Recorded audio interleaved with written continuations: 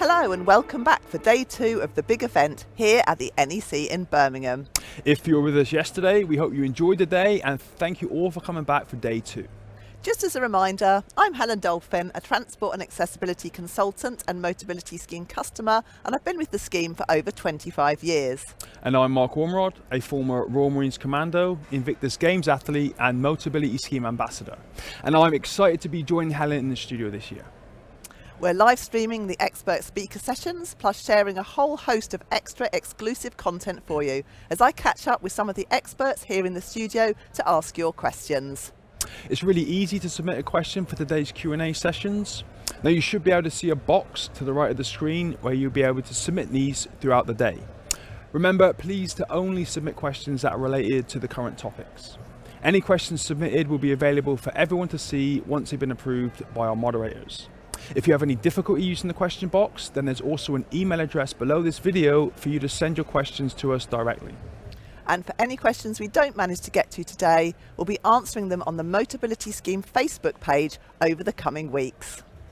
For those who didn't join us yesterday, don't forget that you can watch all of the action you missed on demand right here.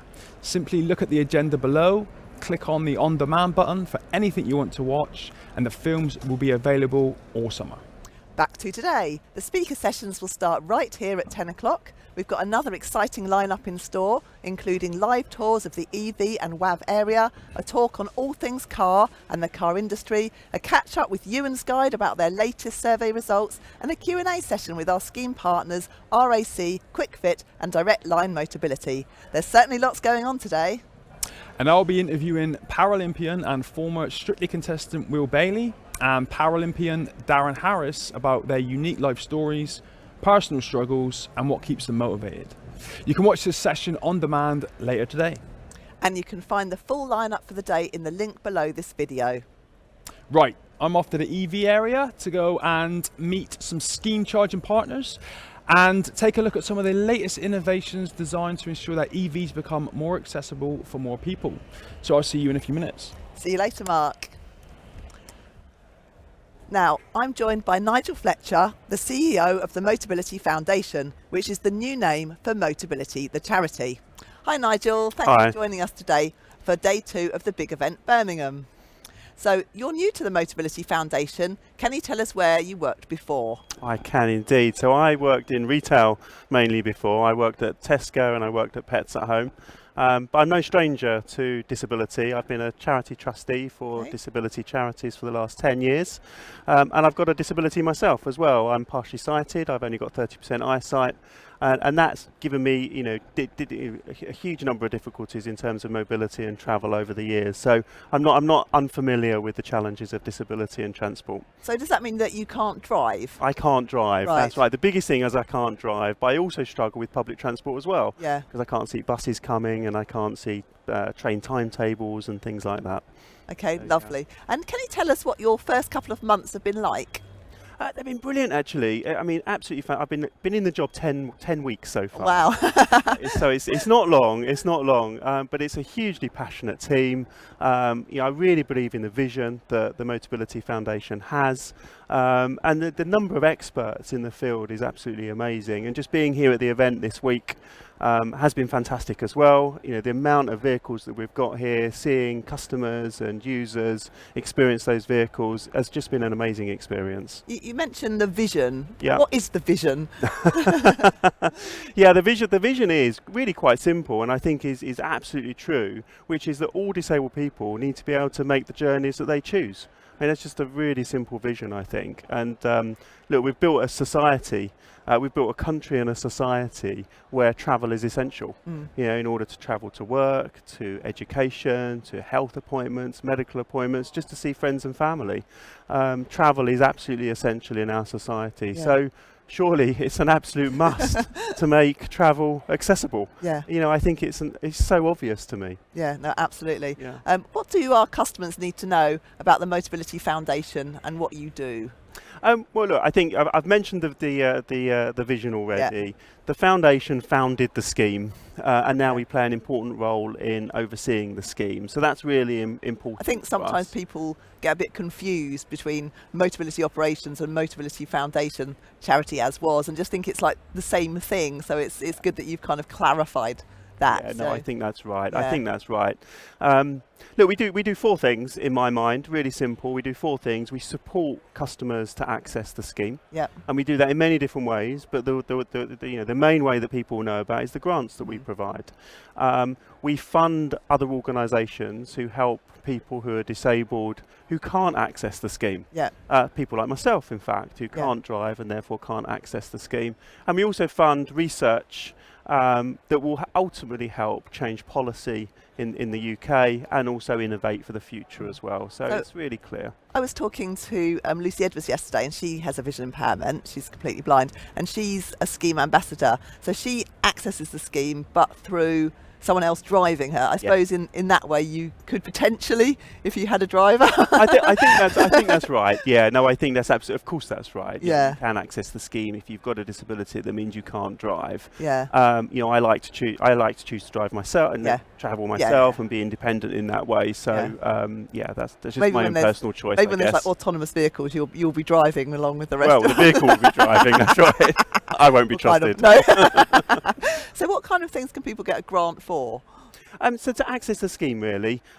So I think if you're struggling to access the scheme in any way, I would always encourage anyone to contact us and talk through with one of the Motability Foundation colleagues at the charity. So that's things like adaptations that might be expensive, or if you need a bigger car. Or, it could be in a whole range of things. You know, we driving lessons. We do driving lessons. We do driving lessons. Yeah, that's absolutely right. I mean, any reason why you can't access the scheme. We run a number of different grant programs, and I think it would be too much to go through all of them now. All of the grant programs are described on the website, so I would encourage anyone to have a look at that. It's very clear in terms of what the criteria are.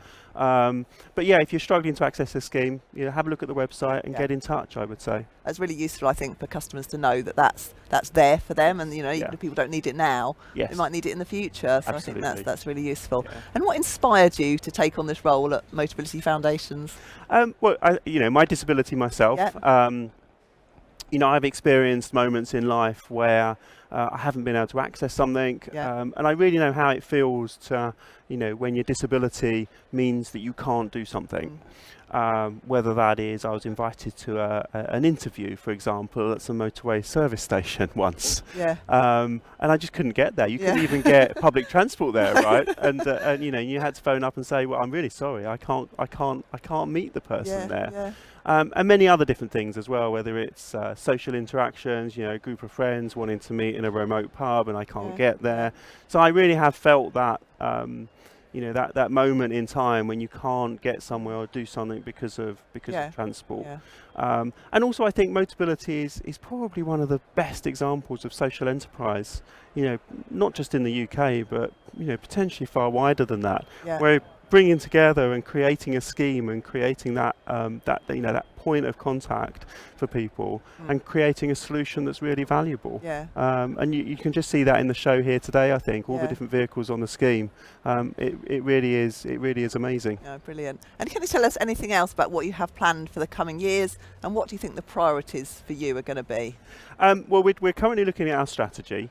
I've mentioned already that the point around society needing to be more accessible. We've got 16 million disabled people in the UK. We've got 760,000 people on the scheme at the moment. We've got 1.6 million disabled people driving in the UK. But you can see the different scale of what we need to do here. And I think there's a part for the foundation to play in really opening up that accessibility gap.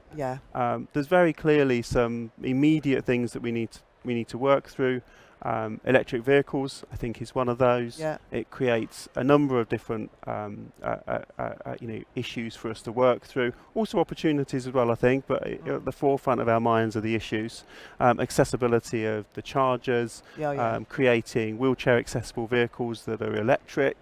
There's a whole number of issues there. Yeah. And then flowing through into the future as well, there's a number of more questions as well, I think. Definitely. I mean, so I think it's when people think that they've solved mobility for disabled people, they might have done it for now, and everything changes again. So I think that's right. good to know. I think that's right. And how do you see the foundation evolving in the future?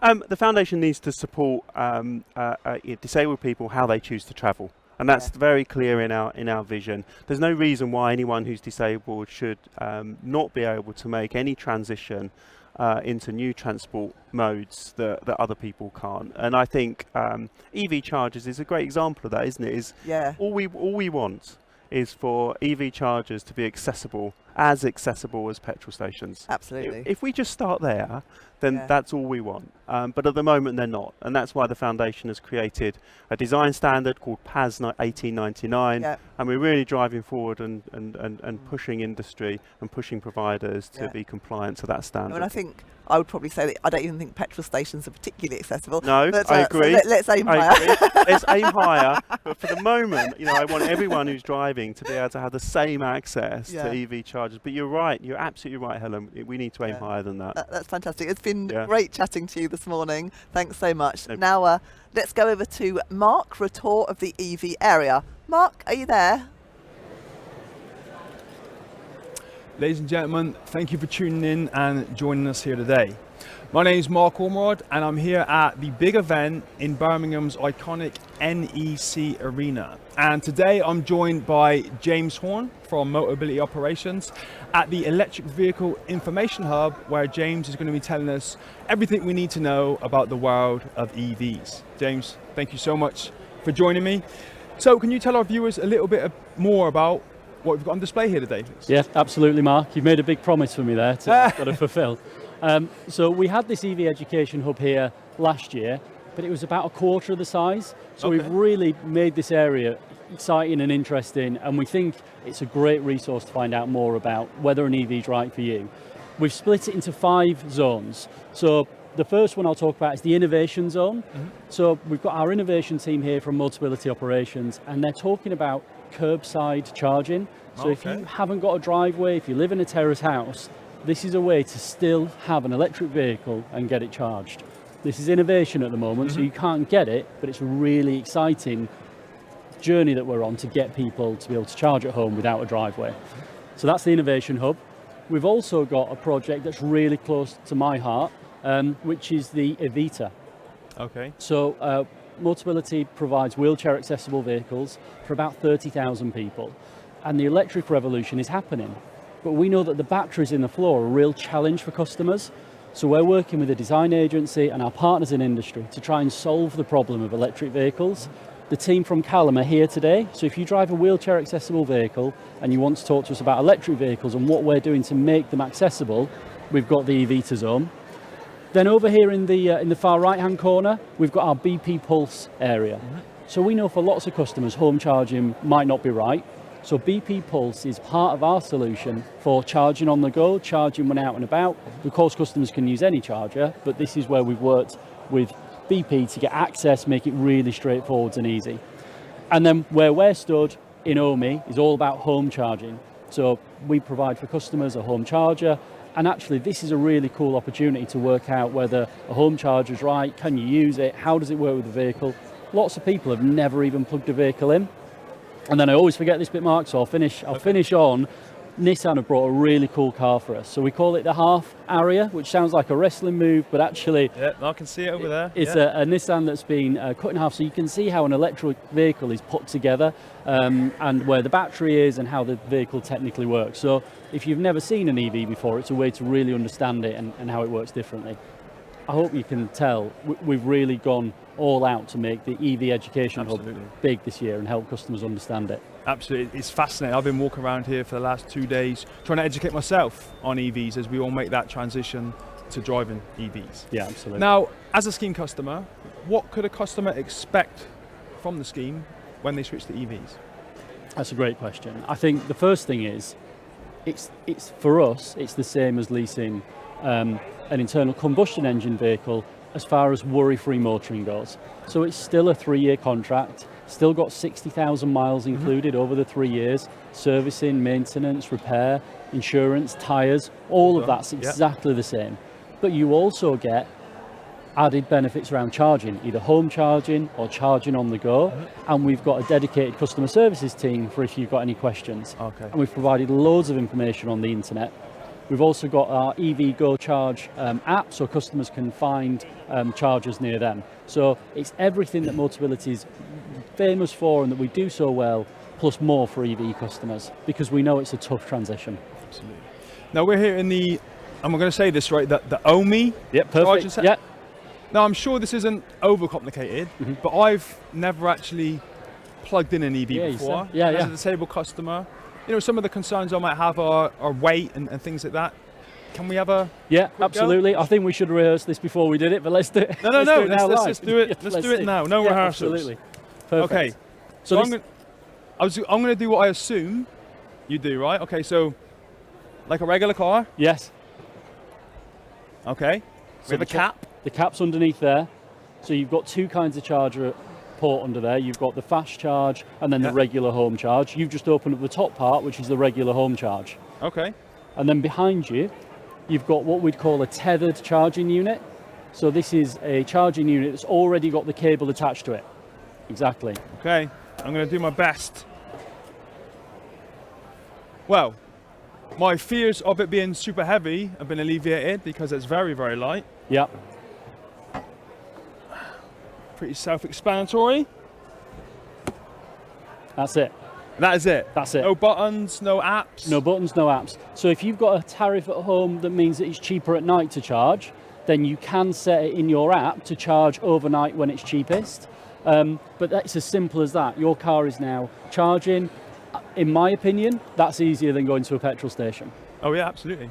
So where can our customers find out more about EVs? Any questions they've got, anything they want to discover? So if you're here, or you're near Birmingham and you can come, this is the best place to have your questions answered one-on-one, speaking to somebody. So if you're at the show, come to the EV Education Hub. If you're not here, or you're watching this video on demand afterwards, motability.co.uk has an EV Education Hub, and it's got all of the information that's here at the show in the hub. So I'd recommend that people use that. Now, if someone is thinking about potentially transitioning to EV, what kind of considerations are they going to have to think about? So I say to people talking about EV for the first time, think about two things: how you drive and how you're going to charge. So if you're regularly doing 150-mile journeys on the motorway, for whatever reason you may be driving in cold weather, it might be that an EV's not quite right for you yet unless you're very confident with public charging.